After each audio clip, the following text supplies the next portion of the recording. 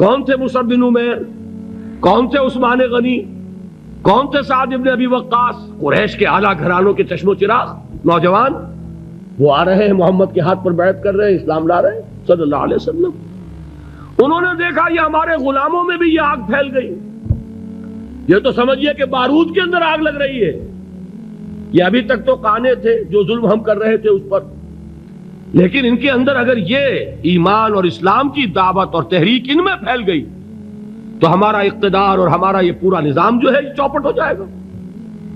یہ ہے وہ چیز جو میں نے کل آپ کو اقبال کا مصرع پڑھا سنایا تھا کہ نظام کہنا کے پاس بانو یہ مارز انقلاب میں ہے، beware of the revolution that is coming, لہذا اپنی پوری قوتوں کو جمع کرو اور کچل دو انہیں، مارو انہیں۔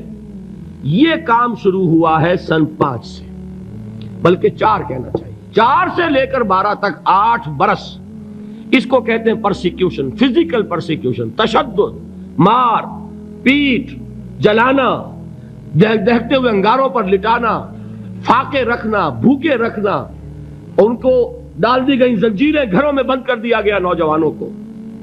حضرت عثمان کو چچا نے ان کے ایک چٹائی کے اندر لپیٹا اور دھونی دے دی، دم گھٹ رہا ہے، جان نکل رہی ہے۔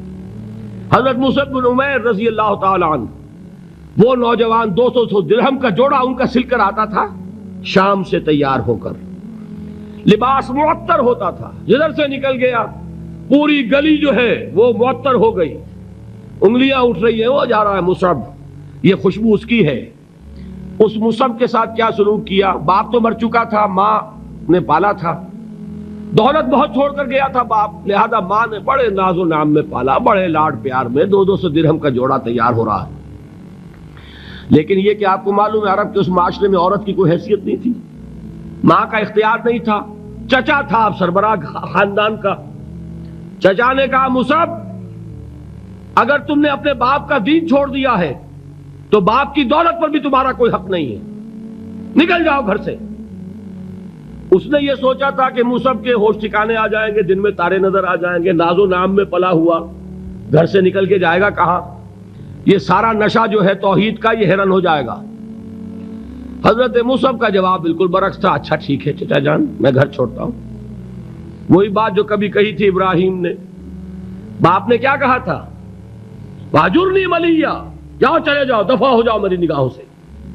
حضرت ابراہیم نے کیا جواب دیا تھا؟ سلام علیک ساستغفر لک ربی انہ کان بی حفیہ۔ اچھا باجان آپ کا حکم یہی ہے تو میں چلتا ہوں، آپ پر سلامتی ہو، میرا رب مجھ پر بڑا مہربان ہے، میں اس سے آپ کے لیے استغفار کروں گا۔ جلدی یہی جو ہے حضرت ابراہیمی کی نسل ہے نا قریش۔ آج ابراہیم کے ایک بیٹے کے ساتھ وہی معاملہ ہو رہا ہے مصعب کے ساتھ، اور مصعب چلنے کے لیے تیار ہو گئے۔ چچا نے سوچا میں سمجھتا تھا کہ ہوش ٹھکانے آ جائیں گے، یہ تو تیار ہو گیا نکلنے کے لیے۔ غصے میں آ کے اگلی بات کہی، یہ کپڑے جو پہنے ہوئے تم نے یہ بھی اسی مشرک باپ کی کمائی کے ہیں، اتارو ان کو۔ وہیں کپڑے اتارے، مادر زاد برہنہ گھر سے نکالے گئے، ماں کے پاس پہنچے، ماں نے آنکھوں پر ہاتھ رکھے۔ مصعب کیا ہوا کہ ماں سے کہتے ہیں کہ ماں میں موحد ہو گیا ہوں، اور وہاں سے گئے پھر حضور کی خدمت میں کپڑے کہیں سے مانگے ہوں گے۔ یہ مصعب ہیں 200 درہم کا جوڑا پہننے والے۔ جب حضور پر مدینے کے 12 افراد ایمان لائے تھے، بیعت عقبہ اولی ہوئی، انہوں نے کہا کہ حضور ہمیں کوئی شخص اپنا ایسا شاگرد دیجئے جو ہمیں قرآن پڑھا سکے۔ حضور نے حکم دیا مصعب جاؤ، اب مدینے جاؤ، یثرب جاؤ، یثرب والوں کو قرآن پڑھاؤ، انہیں تبلیغ کرو۔ مصعب گئے ہیں وہاں، 1 سال کی کمائی 75 افراد لا کر حضور کے جھولی میں اگلے سال ڈال دیے کہ حضور یہ میری 1 سال کی کمائی ہے۔ 72 مرد 3 عورتیں، انہوں نے وہ بیعت کی تھی، بیعت عقبہ ثانیہ، جس کے الفاظ کل میں نے آپ کو سنائے تھے۔ بایعنا رسول اللہ صلی اللہ علیہ وسلم علی السمع والطاعت فی العسر والیسر والمنشط والمکرہ وعلی اثرۃ علینا وعلی لا ننازع الامر اہلہ وعلی ان نقول بالحق اینما کنا لا نخاف فی اللہ لومۃ لائم۔ یہ 72 مرد تھے مدینے کے جنہوں نے یہ بیعت کی۔ پھر انہوں نے ریکویسٹ کی کہ حضور اب آپ ہمارے ہاں تشریف لائیے، ہم اگر یہ مکے والے وہاں حملہ کریں گے تو ہم آپ کی حفاظت کریں گے جیسے کہ اپنے اہل و عیال کی کرتے ہیں۔ بہرحال وہ مصعب بن عمیر ہیں جو غزوہ احد میں شہید ہوئے، اور جب شہید ہوئے تو ان کے جسم پر صرف ایک چادر تھی۔ ایک بات تو یہ نوٹ کیجئے، موضوع سے ذرا بات تھوڑی ادھر ادھر جا رہی ہے، لیکن یہی چیزیں ہیں اصل میں کہ جو ہمارے دلوں کو منور کرنے والی ہیں نور ایمان سے۔ وہ علم بردار تھے غزوہ احد میں، جھنڈا مسلمانوں کا ان کے پاس تھا۔ ایک ہاتھ پر، ایک شانے پر وار پڑا، ہاتھ کٹ گیا، دوسرے سے تھاما، دوسرے پہ کٹ گیا، اب دونوں حصوں کے بچے ہوئے ٹکڑوں سے جھنڈے کو تھاما، گرنے نہیں دیا، یہاں تک کہ شہید ہو گئے۔ گرے ہیں تو جھنڈا گرا ہے۔ شکل میں حضور سے بہت مشابہ تھے، خبر اڑ گئی کہ محمد شہید ہو گئے صلی اللہ علیہ وسلم۔ یہ مصعب بن عمیر کا واقعہ ہے۔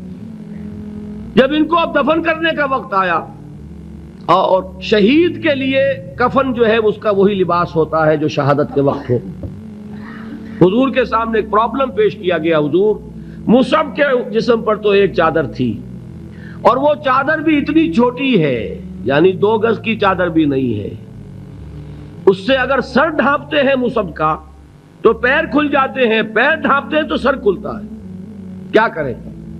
حضور نے فرمایا سر ڈھانپ دو چادر سے اور پیروں پر گھاس ڈال دو۔ یہ آخری لباس ہے جو محمد کے اس دیوانے کو اس دنیا سے رخصت ہوتے ہوئے ملا ہے، جس کا 200 درہم کا جوڑا چلتا تھا۔ یہ ہے صبر۔ برداشت کیا کہ نہیں کیا؟